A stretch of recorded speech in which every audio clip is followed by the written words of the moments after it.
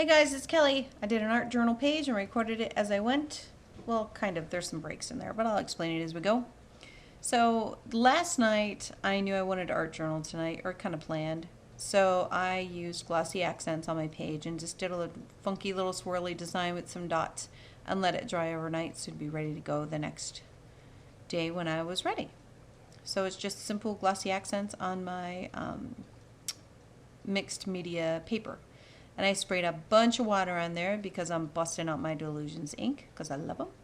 So the ink colors that I used is Pure Sunshine, Bubblegum Pink, and Vibrant Turquoise. So that's it seems to be my favorite combination of the inks. So I put a whole bunch of water down so they would kind of bleed around, and then I added even more water and let them kind of bleed and move around. And it's kind of cool how they kind of slide around within the glossy accents, those little swirly things. It's pretty cool.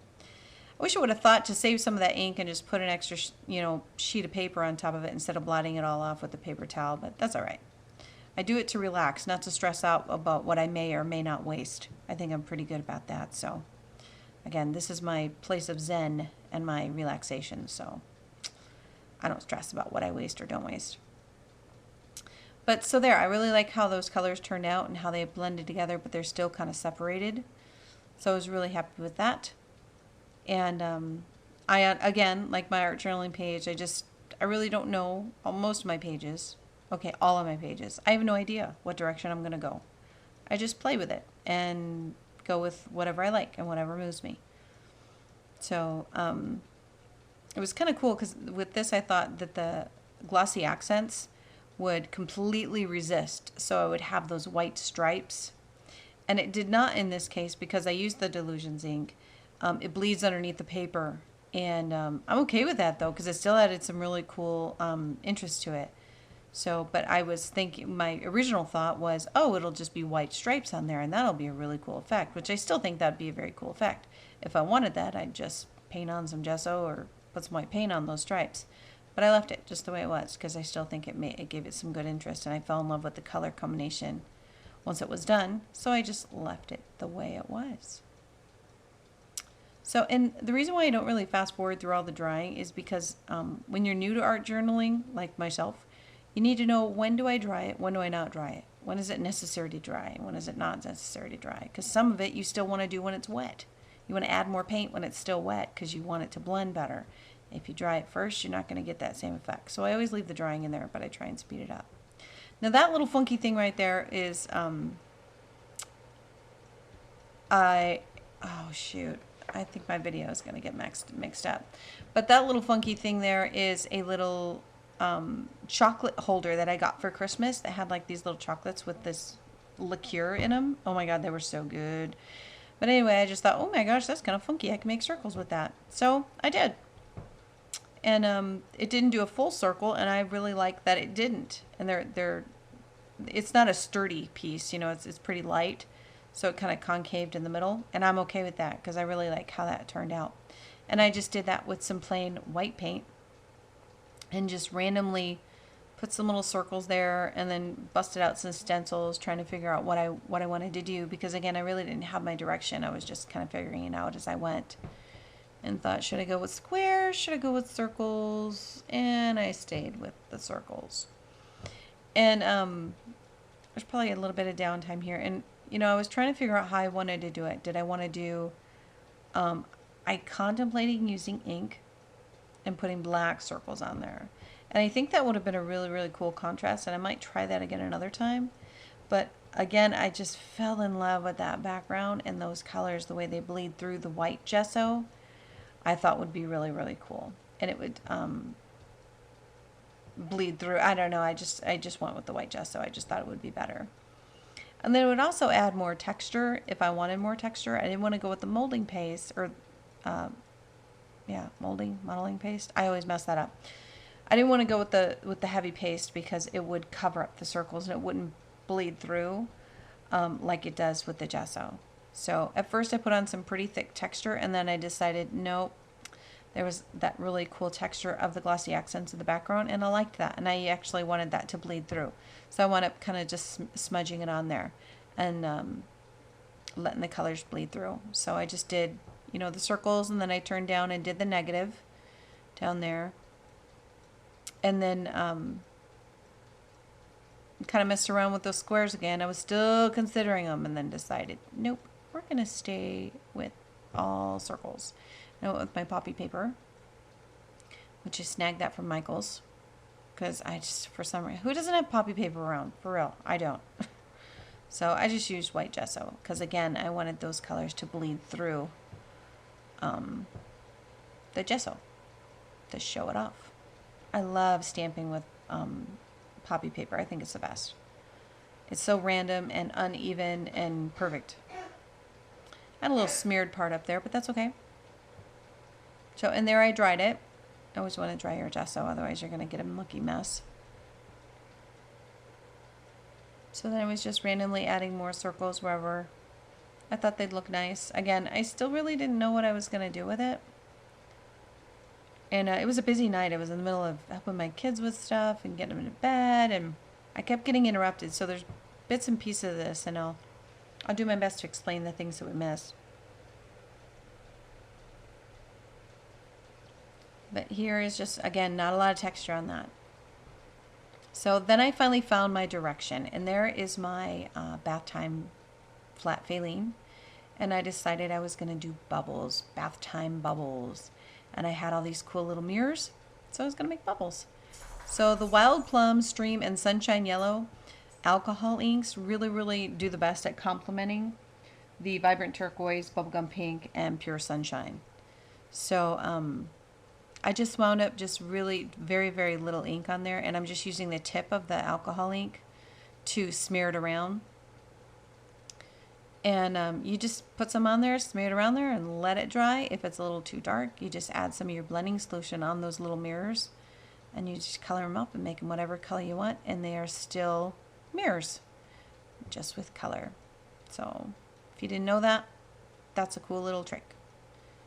So, and I just added one little tiny drop, and the blending solution really moves around on those. And at first I used a wipe, a baby wipe on there. But I would recommend that you use those felt tips. They work better, but keep it clean, because if you want to mix the colors, I think that would look really cool. For these little bubbles that I had in mind, I didn't want to mix the colors. So if you want to mix the colors, you can use your felt, a piece of felt, and that's going to blend it and soak it up a little bit better. A baby wipe works, but the felt is ideal for that. So, and there's the Sunshine Yellow, although it appears orange, it's kind of yellowy orange. So there's a bunch of little mirrors there. And the flat Faline is a challenge that I did for little canvases. You guys, if you haven't done it, you got to do it. It's so much fun. I've got a couple video responses out there. She was my first challenge. And I had such a blast. Got the whole family involved. And I'm still playing with my little flat Faline paper dolls that I made. So funny. But I actually used my Cricut Imagine to make those dolls. I think it was the Best Friends cartridge. And I never thought I would use it. I totally used it for that. But anyway, so then I spared you guys the stamping out each letter and punching each one and all that good stuff. But I had just my small hole punch, or my small circle punch. And I punched them out, but I didn't know that that's what I was going to do when I started stamping them. I thought I was going to cut squares, and I wound up doing circles because I did tiny bubbles. So I had to kind of stamp a few and space them out a little bit better because I didn't have enough room for my circle punch. So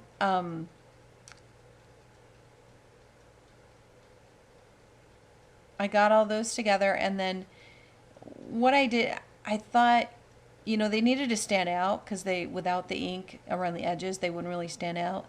And you'll see I was really dainty about it, and I put very little around the outsides. Later I go back and really shadow it a lot more and put more ink on the outside because they were just blending into all the circles, which that's what I was worried about. But I thought, oh, I'll just put a little tiny outline around each letter with the archival ink. And no, it needed to be more, and you'll see later where I added it, you know, significantly. So because the little bit that I added there was not working. So then I just, off camera, I just decided how I wanted to lay it out. I spared you that because that was a lot of hemming and hawing and moving things around. Just playing with it. So and then I decided to hot glue it down, and my fingers were getting hot because the mirror got hot. So I just used my handy dandy little Mod Podge finger things. Those are pretty handy to have without burning your fingers. But you can't really feel what you're doing very well. But when you just need to hold something down without burning your fingers, like with lace and stuff like that, those things are kind of finger savers. So I just hot glued all that down, and then played around with flat Feline and figured out how I was going to lay her down. And she does have like a dowel on the back of her because she needed to be a little bit more rigid. So I'm just showing you she's bath time flat Feline, so she has glossy accents in her hair to make it look wet. So, and there's a little wooden dowel so she doesn't crack her spine. She's got a wooden spine. Anyway, so I took out my pop dots because I wanted her to have a little bit of dimension that matched her spine. So she needed to kind of pop up a little bit. So she came off the page, and then if you guys don't already do this with your pop dots, you know, just cut the extra little pieces for smaller things. Like for her legs, they're so tiny, but they still needed to be lifted up. So you just cut little sticks out of the leftover pieces of pop dot. And you guys are all probably doing this already, but those who aren't, don't waste that. Don't throw it away. Use it. Pop things up with it, and don't throw it away. So I don't know if I got the part where I have all these tiny little pieces on my, you know, those little sticker pieces, and they're really light. I mean, if you blow on them, they're going to blow everywhere. So, yeah, I wound up turning on my heat gun here in a little while and blew them all over the place. That was good times. Just made a big old mess. I should have thrown them away right when I had them. Sitting there, look at that. They're just sitting right there saying, one deep breath and I'm out of here. So I decided I needed one more mirror. There was one little piece missing, so. And there it goes. The heat gun blew them everywhere, and I threw my hand up. Going on, darn it. So I decided I needed one more little pink bubble. And I wound up popping up all of the little letters too. So it's just a funky, fun colored page that just turned into something funky. I don't know. I guess it was the bright, vibrant color mood that I was in that made me think of Tiny Bubbles. That silly song. No, I'm not going to sing it. But so, kind of boring part. I'm just popping things up. Now, like, you guys don't know how to do that, but I haven't quite figured out how to, like, speed things up faster in the middle of one of the videos that I upload, So there it was. I thought, oh my gosh, that looks pretty cute, but the letters needed some sparkle. And I had a couple options. You know, I could do glossy accents on them, and that would always work, but glossy accents takes a really long time to dry. And I'm really liking my Super Gloss Mod Podge, but I did not want brush marks in it. So, and I also didn't want my finger marks in it, so I kind of played with it and did it on a piece of paper just to see how it would work. And it's nice and smooth with your finger. It's really, really thick consistency. So it just slides on there just fine, and it just smears on, and there's no finger marks with it. So it's a really good replacement for the glossy accents. So, but I mean, I love glossy accents, but the Super Gloss Mod Podge is working well. And just heated that up, and then I called it a day after that.